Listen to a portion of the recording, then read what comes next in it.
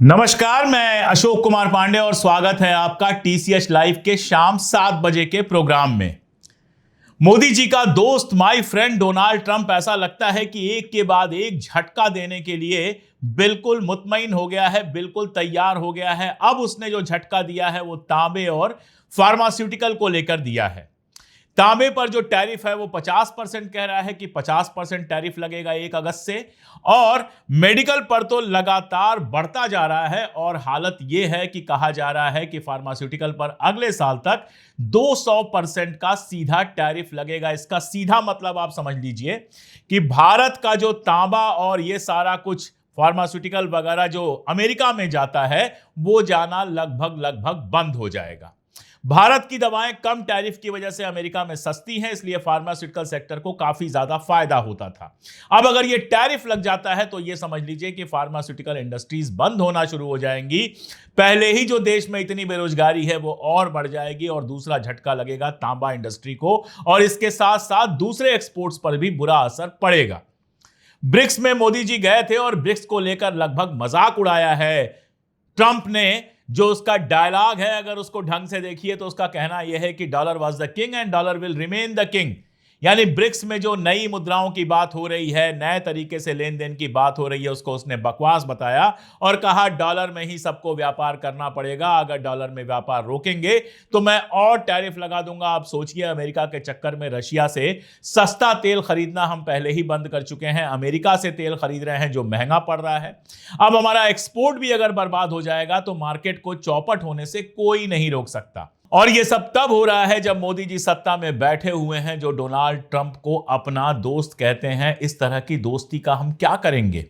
अभी ब्राजील गए थे जहां उनको वहां का सर्वोच्च सम्मान मिला, इसके पहले घाना का सर्वोच्च सम्मान मिला था। लेकिन जब पाकिस्तान के साथ हमारी स्कर्मिश होती है, झड़प होती है, तो इनमें से किसी का साथ हमको नहीं मिलता है। और अमेरिका जो करता है वो आप जानते हैं। 20वीं बार वो कह चुका है, कल उसने फिर कह दिया 20वीं बार कि भारत और पाकिस्तान में समझौता हमने करवाया, ट्रेड के भरोसे करवाया। और ये जो धमकियां दे रहा है इसका मतलब सीधा सीधा है कि सिर्फ हमसे ट्रेड करो, हमारी सारी शर्तें मानो। यहां पीयूष गोयल जी और बाकी लोग कह रहे हैं ट्रेड डील होने ही वाली है, वहां वो टैरिफ की सीधी धमकी दे रहा है, जिसका मतलब है या तो हमारे पैरों में झुक जाओ और या तो फिर अपना फार्मास्यूटिकल और तांबा सेक्टर बर्बाद होते हुए देखने के लिए तैयार हो जाओ। क्या करेंगे Modi ji? My friend Donald Trump के सामने झुकेंगे? क्या अडानी कारण है इस झुकने का, या फिर थोड़ी हिम्मत दिखाएंगे? आप भी बताइएगा। इसके अलावा भी बहुत सारी बातें हैं, बहुत सारी खबरें हैं, नेशनल खबरें हैं जिनको लेकर आ रही हैं शालिनी। देखते रहिए पूरा वीडियो। अब आगे की खबरों की शुरुआत कुछ बड़ी हेडलाइंस के साथ। अमेरिकी राष्ट्रपति डोनाल्ड ट्रंप ने कहा डॉलर राजा है, राजा ही रहेगा, भारत को भी देना होगा 10% टैरिफ। गुजरात के वडोदरा में महिसागर नदी पर वडोदरा आनंद को जोड़ने वाला पुल अचानक टूटा, नदी में समा गई चलती गाड़ियां, अब तक 10 की मौत। नेपाल के सीतामढ़ी में भिट्टा मोड़ बॉर्डर पर भारतीयों से हुई बदसलूकी, नेपाली जवानों ने एक व्यक्ति को पीटा, महिला से किया दुर्व्यवहार।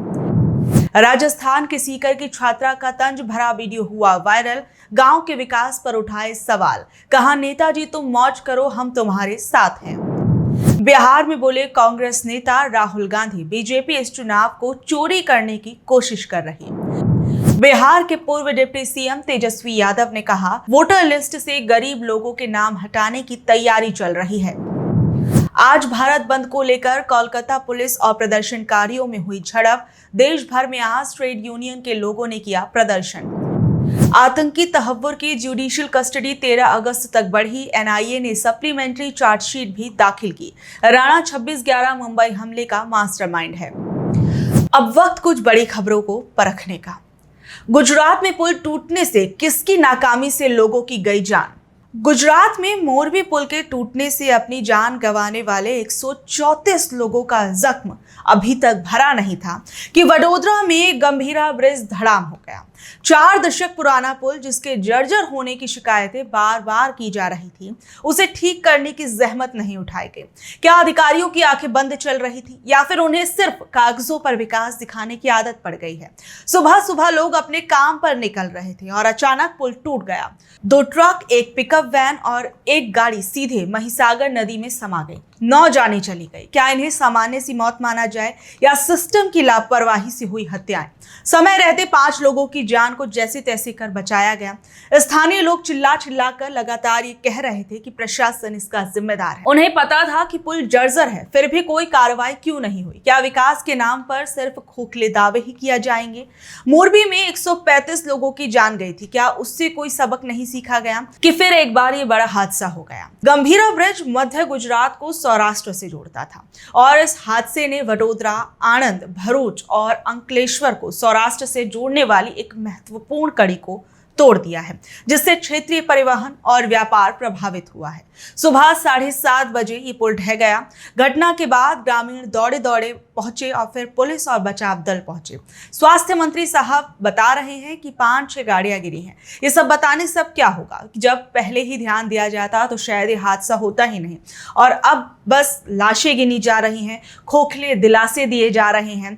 शर्म आनी चाहिए ऐसे प्रशासन को जो अपने नागरिकों को सुरक्षा सुनिश्चित नहीं कर पा रहा। कांग्रेस पार्टी ने सोशल मीडिया पर पोस्ट करते हुए एक वीडियो साझा करते हुए इस हादसे को गुजरात मॉडल के नाम पर भ्रष्टाचार का परिणाम बताया है और प्रभावित परिवारों के प्रति संवेदना व्यक्त की है। बिहार बंद में पहुंचे राहुल गांधी ने क्या कहा? आज बिहार में महागठबंधन, जिसमें आरजेडी, कांग्रेस, वाम दल, वीआईपी और जन अधिकार पार्टी जैसी पार्टियां शामिल थी, उन्होंने चुनाव आयोग के एक नए नियम वोटर वेरिफिकेशन के खिलाफ बिहार बंद बुलाया था। इस बंद में कांग्रेस नेता राहुल गांधी भी पटना में शामिल हुए। उन्होंने आरोप लगाया कि जिस तरह से महाराष्ट्र में चुनावों की चोरी की गई थी, वैसे ही अब बिहार में भी चुनाव की चोरी करने की कोशिश की जाएगी। राहुल गांधी ने कहा कि चुनाव आयुक्त अब बीजेपी और आरएसएस के नेताओं जैसी बातें कर रहा है। उन्होंने दावा किया कि बीजेपी को पता चल गया है कि विपक्ष महाराष्ट्र चुनाव में हुए तरीकों को समझ गया है, इसलिए अब वो बिहार में नया तरीका ला रहे हैं। राहुल के अनुसार ये गरीबों से उनका वोट छीनने का एक तरीका है। राहुल गांधी ने चेतावनी देते हुए कहा कि जो लोग ऐसा कर रहे हैं वो भले ही कुछ भी कर ले, लेकिन बाद में कानून उन्हें नहीं छोड़ेगा। उन्होंने गारंटी दी, चाहे कोई कितना भी बड़ा क्यों ना हो, कानून उसे बख्शेगा नहीं। उन्होंने ये भी कहा कि चुनाव आयोग अपना काम ठीक से नहीं कर रहा है। और इस दौरान राहुल गांधी ने क्या कुछ कहा, जरा वो भी सुनिए। हम आए हैं, 7 मूर्ति हमारे पीछे है। यहाँ लोग शहीद हुए, संविधान के लिए शहीद हुए, और संविधान में लिखा है कि हिंदुस्तान के हर नागरिक को, चाहे वो किसी भी जात का हो, किसी भी धर्म का हो, हर नागरिक को एक वोट मिलना चाहिए। रॉयटर्स का अकाउंट बंद होने पर क्या बोला एक्स? भारत में रॉयटर्स, टीआरटी और ग्लोबल टाइम्स जैसे अंतर्राष्ट्रीय मीडिया संस्थान के एक्स अकाउंट पर रोक लगाने के मामले पर एक्स ने इस पर अपना बयान जारी किया है और उसने कहा है कि ये आदेश मानना पड़ा क्योंकि इसका पालन न करने पर आपराधिक कार्रवाई का खतरा था। प्लेटफॉर्म ने यह भी कहा कि इलेक्ट्रॉनिक्स और सूचना प्रौद्योगिकी मंत्रालय ने बिना किसी स्पष्टीकरण के 1 घंटे के अंदर तत्काल कार्रवाई करने की मांग की थी। हालांकि सार्वजनिक प्रतिक्रिया के बाद सरकार ने रॉयटर्स और रॉयटर्स वर्ल्ड के अकाउंट्स को अनब्लॉक करने के लिए कहा। एक्स ने इस कार्रवाई को प्रेस सेंसरशिप बताते हुए कड़ी आपत्ति जताई है और कहा है कि वो सभी कानूनी विकल्पों पर विचार कर रहा है, लेकिन भारतीय कानून के तहत वो सीधे इन कार्यकारी आदेशों को चुनौती नहीं दे सकता। इसलिए एक्स ने प्रभावित यूजर्स से अपील की है कि वो अपनी शिकायतें कोर्ट के माध्यम से उठाएं। गौरतलब है कि इन अकाउंट्स को ब्लॉक करने की खबरें सामने आने के बाद सरकार के ही एक प्रवक्ता ने शुरू में कहा था कि रॉयटर्स के अकाउंट को रोकने के लिए कोई कानूनी मांग नहीं की गई थी और सरकार एक्स के साथ संपर्क में थी। भारत पाकिस्तान संघर्ष में चीन की भूमिका पर टॉप ऑफिसर्स के बयान अलग अलग नजर क्यों आ रहे? भारत और पाकिस्तान के बीच हाल ही में हुए ऑपरेशन सिंदूर के दौरान चीन की भूमिका को लेकर भारतीय सेना के बड़े बड़े अधिकारियों के बीच अलग अलग राय सामने निकल कर आ रही है। जनरल अनिल चौहान ने मंगलवार को कहा कि ये बताना मुश्किल है कि चीन ने पाकिस्तान को कितना समर्थन दिया। उन्होंने ये भी कहा कि इस संघर्ष के दौरान उत्तरी सीमा यानी चीन से लगी हुई सीमा पर कोई असामान्य गतिविधि नहीं देखी गई, जो कि पहले के संघर्षों से अलग थी। जनरल चौहान ने यह भी तर्क दिया क्योंकि पाकिस्तान के 70 से 80% सैन्य उपकरण चीन से आते हैं, तो चीनी कंपनियों द्वारा उन उपकरणों का रखरखाव करना सामान्य सी बात है। इसके विपरीत lieutenant general Rahul R Singh ने पहले यह दावा किया था कि ऑपरेशन सिंदूर के दौरान भारत को एक ही सीमा पर 3 विरोधियों का सामना करना पड़ा, पाकिस्तान और चीन, जिसने पाकिस्तान को पूरा समर्थन दिया। उन्होंने कहा कि पिछले 5 सालों में पाकिस्तान के 81% सैन्य उपकरण चीन के बने हैं। सिंह ने यह भी दावा किया कि जब भारत और पाकिस्तान के सेना प्रमुखों के बीच बातचीत चल रही थी, तब भी चीन पाकिस्तान को भारत की सैन्य तैनाती की लाइव जानकारी दे रहा था। वहीं भारतीय सेना ने हाल ही में कहा था कि भारत और पाकिस्तान के बीच हुए एक सैन्य टकराव में चीन ने पाकिस्तान की मदद की थी। इस पर चीन ने भी जवाब दिया था। सोमवार को चीन ने इन आरोपों को खारिज करते हुए कहा कि चीन और पाकिस्तान के बीच जो भी रक्षा और सुरक्षा सहयोग होता है वो सामान्य सहयोग है। चीन का कहना है कि उनका ये सहयोग किसी तीसरे देश यानी भारत को निशाना बनाने वाला नहीं था। पुलवामा और गोरखनाथ मंदिर में हुए आतंकी हमलों पर क्या बोला FATF? पुलवामा और गोरखनाथ मंदिर में हुए बड़े आतंकी हमलों से देश हिल गया था और अब कुछ जांचों से पता चला है कि इन हमलों को करने के लिए आतंकवादियों ने ऑनलाइन पैसे भेजने वाली सेवाओं में अपनी पहचान छिपाने वाले VPN और ऑनलाइन शॉपिंग वाली वेबसाइट्स का इस्तेमाल किया था। FATF, जो कि एक वैश्विक संस्था है जो आतंकी फंडिंग पर नजर रखती है, उसकी रिपोर्ट में कुछ चिंताजनक खुलासे हुए हैं कि कुछ आतंकवादी संगठनों को कई देशों की सरकारों से सीधे वित्तीय और अन्य प्रकार की मदद मिल रही है, जिसमें पैसा, साजो सामान और प्रशिक्षण देना शामिल है। रिपोर्ट में हालांकि किसी देश का नाम नहीं लिया गया। इसके अलावा आतंकवादी पैसे जुटाने के लिए बेहद चालाकी भरे नए तरीके फिलहाल अपना रहे हैं। उदाहरण के लिए वो तेल को किसी दूसरे देश में भेजकर सोने में बदलवाते हैं और फिर उसे नकदी में बदलते हैं। FATF ने इस बात पर भी गहरी चिंता व्यक्त की है कि आतंकवादी गतिविधियां अब डिसेंट्रलाइज हो रही हैं, यानी वो छोटे स्तर पर भी ऑपरेट हो रही हैं। उन्होंने आतंकियों के क्षेत्रीय वित्तीय केंद्रों और सेल्फ फाइनेंस सेल्स पर भी ध्यान आकर्षित किया।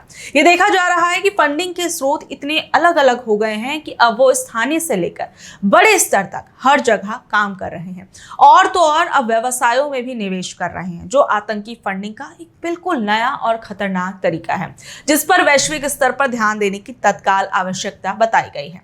फरवरी 2019 में पुलवामा में एक आत्मघाती हमलावर द्वारा किए गए हमले में इस्तेमाल किए गए इम्प्रोवाइज्ड एक्सप्लोजिव डिवाइस का एक जरूरी हिस्सा एल्युमिनियम पाउडर ई-कॉमर्स प्लेटफॉर्म और ऑनलाइन मार्केट प्लेस अमेजॉन से खरीदा गया था। रिपोर्ट में कहा गया कि भारत के अधिकारियों के मुताबिक ये हमला जैश-ए-मोहम्मद का था। जांच में ये भी पता चला है कि भारत में भारी मात्रा में विस्फोटकों को सीमा पार से आवाजाही हुई थी। हमले में इस्तेमाल किए गए इम्प्रोवाइज एक्सप्लोजिव डिवाइस का एल्युमिनियम पाउडर EPOM अमेजॉन से खरीदा गया था। इसका उपयोग विस्फोट के प्रभाव यानी ब्लास्ट इंटेंसिटी को बढ़ाने के लिए किया गया था। तो ये सारे खुलासे इस नई रिपोर्ट में किए गए हैं। तो ये थी आज की खबरें। कल शाम 7 बजे फिर हाजिर होंगी अगली खबरों के साथ। अगर आपको आज की खबर अच्छी लगी, जानकारी भरी लगी, तो इसे अपने दोस्तों रिश्तेदारों से शेयर कर लें। कल तक के लिए नमस्कार, शब्बा खैर, गुड नाइट।